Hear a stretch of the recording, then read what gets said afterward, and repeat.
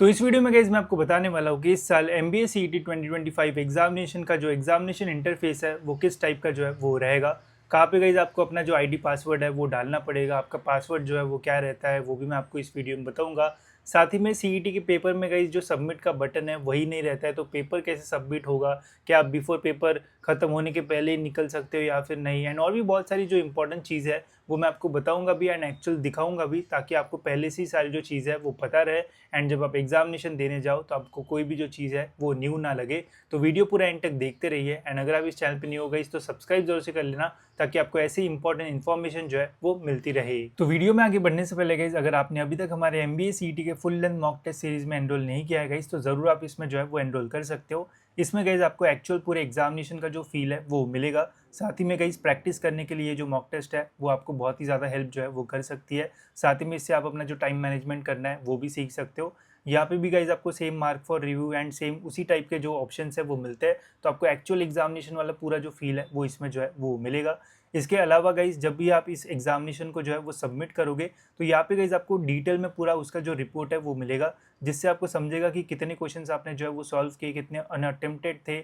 इसके अलावा आपका सेक्शन का पूरा जो समरी है वो कितना है, उसमें आपने कितने राइट निकाले, कौन सा सेक्शन आपका ज़्यादा बेटर था, किस में आप वीक हो, कहाँ पे आपका एक्यूरेसी लेवल जो है वो कम था, ये सब कुछ आपको इसमें जो है वो देखने को मिलेगा। तो अगर आप तुक्के वगैरह मारने की भी प्रैक्टिस करना चाहते हो तो वो भी आप इसमें जो है वो कर सकते हो। एक ही टेस्ट गाइज आप जो है वो मल्टीपल टाइम्स भी जो है वो देख सकते हो, तो एक टेस्ट आप पूरी सीरियस वे में दे सकते हो एंड उसी टेस्ट को आप तुक्के मार के भी जो है वो दे सकते हो, जिससे आपको समझ में आएगा कि गैस अगर हम करते हैं तो कितने क्वेश्चंस राइट आने के जो चांसेस है वो हमारे रह सकते हैं। इसके अलावा और भी बहुत सारा स्टडी मटेरियल इसमें आपको जो है वो मिल जाएगा एंड ये सब कुछ आपको गाइज बस 99 रुपीज़ के आसपास जो है वो मिल जाएगा, जिसमें आपको ये टेस्ट भी मिलेगी एंड बहुत सारा रिवीजन मटेरियल और काफ़ी सारे सेक्शन वाइज टेस्ट एंड और भी बहुत सारा मटेरियल इसमें आपको जो है वो मिल रहा होगा। तो लिंक इसके डिस्क्रिप्शन में गाइज, वहाँ से आप इसमें एनरोल करके अपना एक्चुअल एग्जामिनेशन वाला जो फील है वो ले सकते हो। तो चलिए देखते हैं कि इस साल आपका एग्जामिनेशन का जो इंटरफेस है वो कैसा रहेगा। तो जब भी गाइज आप सेंटर पे जाओगे तो पहले आपकी जो चेकिंग वगैरह है वो होगी एंड फिर सेंटर के अंदर जाने के बाद आपका बायोमेट्रिक एक जो फोटो वगैरह है वो ली जाएगी एंड उसके बाद गाइज आपको एक जो डेस्क है वो अलॉट होगा, वहाँ पे जाके आपको बैठना पड़ेगा। उसके सामने एक आपका जो कंप्यूटर का स्क्रीन है वो रहेगा, माउस कीबोर्ड वो सब कुछ आपको वहाँ पे मिल जाएगा एंड आपके सामने कुछ इस टाइप की जो स्क्रीन है वो आपको यहाँ पे जो है वो देखने को मिलेगी। तो यहाँ पे गाइज हमें अपना जो यूज़र नेम एंड जो पासवर्ड है वो डालना पड़ता है। यूज़र नेम आपका जो है वो एडमिट कार्ड पे ही रहता है, रोल नंबर ही आपका जो यूज़र नेम है वो रहेगा एंड पासवर्ड में आपका जो डेट ऑफ बर्थ है वो आपको जो है वो डालना पड़ता है, ठीक है। बाकी आप जब सेंटर पे जाओगे तो वो भी आपको सेम ही जो चीज़ है वो बता देंगे। ये एंटर करने के बाद आपको लॉगिन के बटन पे जो है वो करना है क्लिक। यहाँ पे क्लिक करने के बाद यहाँ पे आपको इंस्ट्रक्शंस मिलेंगे, तो इंस्ट्रक्शंस बहुत इंपॉर्टेंट है। साथ ही में पेपर कैसे सबमिट करना है उसके बारे में भी इसमें दिया हुआ है, तो मैं आपको अच्छे से बता देता हूँ, ध्यान से चीज़ें सुनना। तो यहाँ पे आपको पहले दिखेगा कि एग्जामिनेशन सेंटर का शॉर्ट फॉर्म, रजिस्ट्रेशन नंबर यहाँ पे आपका रहेगा, तो ये डेमो है इसलिए 1001 है। आपका जो भी रहेगा वो यहाँ पे आपको देखने को मिलेगा। यहाँ पे आपका नाम रहेगा, डेट ऑफ एग्जामिनेशन रहेगी, ठीक है। फिर यहाँ पे आपका examination duration 150 minute, maximum marks 200, ऐसा आपको जो है वो सेम टू सेम देखने को मिल जाएगा, ठीक है। नेक्स्ट आपका सेक्शन का डिवीजन कैसा है, LR के 75, एब्स्ट्रैक्ट्स के 25, कॉन्ट के 50 एंड रीडिंग एंड इंग्लिश के 50 क्वेश्चन ऐसा रहेगा। पेपर आपका पूरा जो है वो इंग्लिश में रहेगा, कोई भी नेगेटिव मार्किंग जो है वो नहीं रहेगी, क्लियर कट यहाँ पे लिखा हुआ है। तो तुक्के मारने से बिल्कुल एतराज़ मत करना, अगर नहीं पता कैसे तो वो वीडियो जो देख लेना मेरा, उससे भी आपको हेल्प हो जाएगी। बिकॉज नेगेटिव मार्किंग नहीं है तो कोई भी क्वेश्चन छोड़ने का कोई मतलब नहीं है, ठीक है। देन गाइज यहाँ पे आंसर कैसे करना है उसके बारे में यहाँ पे जो है वो चीज़ें बताई है, तो ये मैं आपको लाइव जो है वो करके दिखाऊंगा। एंड एक बहुत इंपॉर्टेंट चीज़ है कि बस वो सर्कल के अंदर ही टिक किया तो ही टिक होता है, वरना नहीं होता है, तो वो मैं आपको करके दिखाता हूँ। एंड इसमें जो है वो बहुत टाइम वेस्ट होता है, तो कैसे आप टाइम बचा सकते हो वो भी हम बात करेंगे। फिर about the exam preview and submission, तो ये बहुत इंपॉर्टेंट है। Exam will be automatically submitted at the end of stipulated time, clearly बोला है कि ऑटोमेटिक सबमिट होगा, कोई भी आपको सबमिट करने की ज़रूरत नहीं है, ठीक है। तो सिंपल सी चीज़ है, गलती से मेरा पेपर सबमिट हो गया है ऐसा कोई प्रॉब्लम नहीं होगा। Then at the end of exam session, you should check the summary displayed with regard to the number of questions shown as delivered and the number of questions actually attempted by you। इसका मतलब क्या है कि जब आप अपना paper automatically submit हो जाएगा, सबमिट होने के बाद इंस्टेंटली आपको एक समरी दिखेगी, उसमें दिखेगा कितने क्वेश्चन आपको आए थे, कितने आपने सॉल्व किए एंड कितने नहीं सॉल्व किए, ठीक है। तो वो आप देख लेना एंड ट्राई करना उस टाइम वहाँ पे यही दिखना चाहिए कि 200 में से 200 क्वेश्चन हमने जो है वो सॉल्व किए हैं। तो ये आपका मेन मोटिव रहना चाहिए कि सारे क्वेश्चन हमें सॉल्व करके आना है, चाहे तुक्का मारो या फिर सॉल्व करो, सारे टिक हो जाना चाहिए, ठीक है। देन है no candidate will be allowed to leave the examination hall while the examination is in progress until complete duration of examination. इसका मतलब क्या है, अगर आप बहुत ही खतरनाक प्लेयर हो, मतलब 150 मिनट का पेपर 100 मिनट में सॉल्व कर दिया, बोल रहे हो मेरे को घर जाना है, तो ऐसा नहीं होगा। आपको घर जाने जो है वो नहीं दिया जाएगा जब तक सभी का पेपर नहीं होता है एंड पूरा एक जो ड्यूरेशन, एक जो स्लॉट है वो कंप्लीट नहीं होता है, तब तक आपको जाने को जो है वो नहीं मिलेगा, ठीक है। ये होने के बाद इसको पढ़ने के लिए आपको 10-15 मिनट का जो टाइम है वो दिया जाएगा। अगर आपका सुबह एग्जामिनेशन है तो जो भी आपका एग्जामिनेशन टाइम है उसके 15 मिनट पहले आप इस स्क्रीन पे जो है वो आ जाओगे, ठीक है, ताकि आप ये सारी जो चीज़ है वो पढ़ लो। वही जिनका दोपहर को पेपर होगा उनके लिए भी सेम।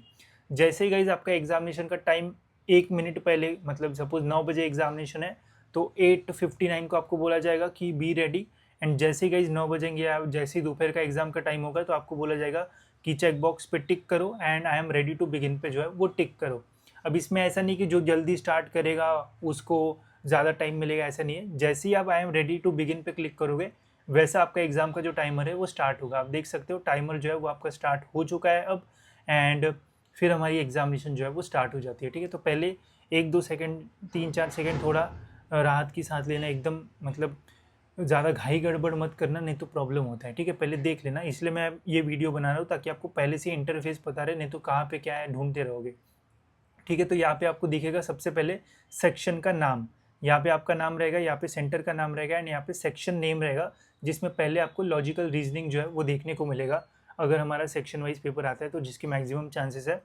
अगर आपको सेक्शन चेंज करना है तो आप सेक्शन चेंज कर सकते हो। अगर आपको लॉजिकल नहीं सॉल्व करना है, अगर आपको इंग्लिश सॉल्व करना है पहले, तो आप सेक्शन जो है वो चेंज कर सकते हो। सेक्शन चेंज के लिए आपको यहाँ पे ही जूम के आसपास जो है वो ऑप्शन मिलेगा, वहाँ पे आपको ड्रॉप डाउन मिलेगा, उस पर क्लिक करके आप अपना जो सेक्शन है वो चेंज कर सकते हो, ठीक है। अब यहाँ पे कुछ इंपॉर्टेंट चीज़ है वो आप ध्यान से सुनते हैं ताकि आपसे मिस्टेक ना हो। अब कोई भी क्वेश्चन पे जब आप टिक मतलब आओगे तो वो आपका रेड कलर में जो है वो हो जाएगा। रेड कलर में कि आपने वो क्वेश्चन विजिट किया है बट अभी तक उसका आंसर आपने जो है वो टिक नहीं किया है। अगर आपको लगता है कि इस क्वेश्चन का आंसर बी है, ठीक है, मैं रैंडम गेस कर रहा हूँ, अगर आपको आंसर बताना है तो आप कमेंट्स में बता सकते हो, ठीक है। इस पर जब भी मैंने अभी क्लिक कर दिया एंड मैंने जैसे ही मैं नेक्स्ट पे क्लिक करूँगा तो अब देखो मैंने आंसर टिक किया था, तो जो फर्स्ट वाला है वो अपना ग्रीन हो चुका है, ठीक है। ग्रीन का मतलब हमने उस क्वेश्चन का जो आंसर है वो दिया है। नेक्स्ट ऑप्शन हमारे पास रहता है कि अगर आपको लगता है कि यार ये क्वेश्चन जो है वो मुझे आ सकता है, मतलब चांसेस लग रहे हैं कि मुझे क्वेश्चन आ सकता है बट समझ में नहीं आ रहा है कि कैसे रहेगा। जैसे यहाँ पे जितना मुझे समझ रहा है कि अल्टरनेट कुछ है यहाँ पे, ठीक है, तो वैसा कुछ हो सकता है।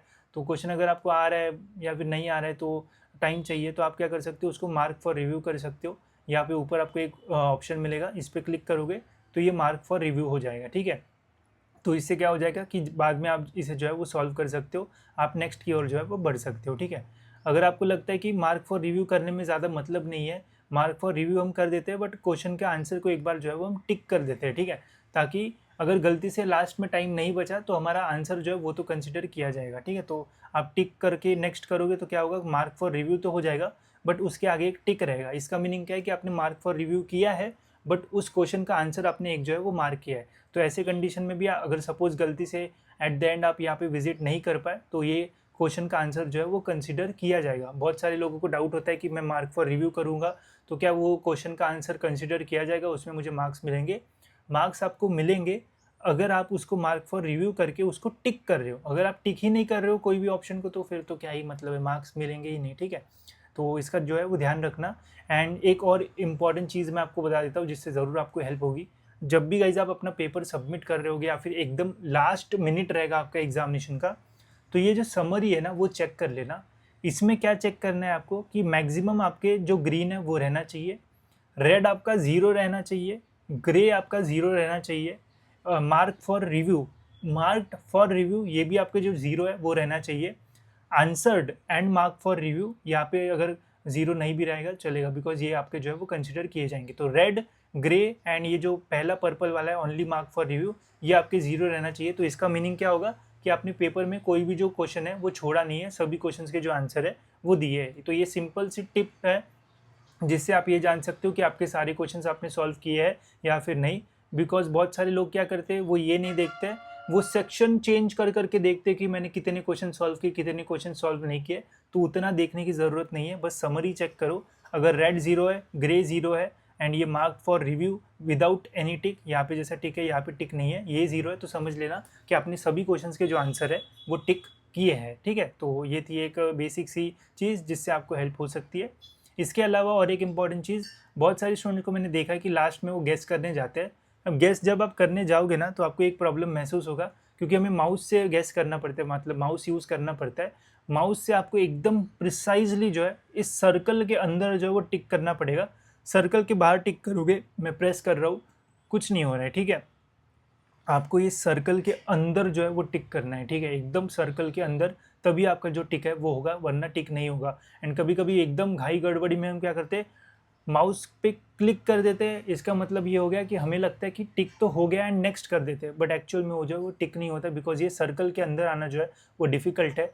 तो इसके लिए गाइस आप क्या कर सकते हो, अगर आप एकदम तुक्का मार रहे हो तो आप अपना जो जूम लेवल है वो थोड़ा बढ़ा सकते हो। इससे क्या होगा कि ये सर्कल जो है वो थोड़ा बड़ा आपको दिखेगा एंड जल्दी टिक होगा एंड आपको प्रॉब्लम नहीं होगा। ये आप लास्ट में जो है वो कर सकते हो, बिकॉज वहाँ पे ये गलतियाँ होने की चांसेस रहती है। एंड आप समरी पे हमेशा ध्यान रखना कि आपके सारे क्वेश्चन जो है वो टिक हुए हैं या फिर नहीं। ठीक है, इसके अलावा गाइज और कुछ चीज़ें मैं आपको बता देता हूँ। जैसे बहुत सारे लोग बोलते हैं कि पेपर के टाइम हम कैलकुलेटर का यूज़ वगैरह कर सकते हैं, तो देखो इस पेपर में आपको ऑनलाइन कैलकुलेटर जो है वो नहीं मिलता है। इसके अलावा क्या रफ शीट्स मिलती है, तो जी हाँ, सेंटर पे आपको रफ शीट्स मिलती है, बट कोई सेंटर पे लिमिटेड मिलती है, कहीं पे ज़्यादा मिलती है। तो मैं बोलूँगा कि आप पहले ही मांग लो जितनी चाहिए। अगर वो बोल रहे हैं कि हम एक टाइम पे 2 ही दे रहे हैं, तो उसको सही से यूज़ करना। आप ऐसा कर सकते हो कि 2 सेक्शन के लिए एक पूरी शीट रख सकते हो, 2 सेक्शन के लिए एक, एंड उस शीट में भी पहले से ही जो है वो ऐसे कॉलम्स वगैरह बना देना, ताकि इधर का सम उधर ना घुस जाए, या फिर जहाँ पे आपने सम सॉल्व किया एंड आपको बाद में उसको ऊपर जाना है तो वो दिखे आपको प्रॉपरली। तो वो जो है वो थोड़ा अच्छी तरीके से जो है वो यूज़ करना है। ठीक है, बाकी तो सारी चीज़ें मैंने आपको जो है वो यहाँ पे जो है वो बता दी है। एंड बस यही मैं बोलूँगा कि पेपर में अगर पैनिक वगैरह हो रहा है तो बिल्कुल टेंशन मत लेना, बहुत सारे इजी क्वेश्चंस भी आते हैं। अगर कुछ क्वेश्चंस नहीं आ रहे तो आप सेक्शन चेंज करके दूसरे सेक्शन के क्वेश्चंस भी जो है वो सॉल्व कर सकते हो, बिकॉज अगर आप टेंशन लोगे तो कोई फ़ायदा नहीं होगा एंड आपका पेपर और भी जो है वो बिगड़ने के चांसेस जो है वो रहेंगे। ठीक है, तो कुछ इस टाइप का गाइज हमारा जो पेपर का इंटरफेस है वो रहेगा। साथ ही में प्रैक्टिस करने के लिए आप हमारी मॉक्स में भी एनरोल कर सकते हो, वहाँ से भी आपको बेटर प्रैक्टिस जो है वो मिलेगी। एंड अगर आपको भी ये इंटरफेस में प्रैक्टिस करना है तो मुझे इंस्टाग्राम पे या फिर कमेंट्स में बता देना। तो अगर बहुत रिक्वायरमेंट रही तो मैं इंस्टाग्राम पे डाल दूंगा, या फिर मुझे डायरेक्ट इंस्टाग्राम पे मैसेज कर देना, मैं आपको इसकी लिंक जो है वो भेज दूंगा। ठीक है, तो फिलहाल गाइज इस वीडियो में इतना ही, मिलते गाइज ऐसी और एक इन्फॉर्मेटिव वीडियो में।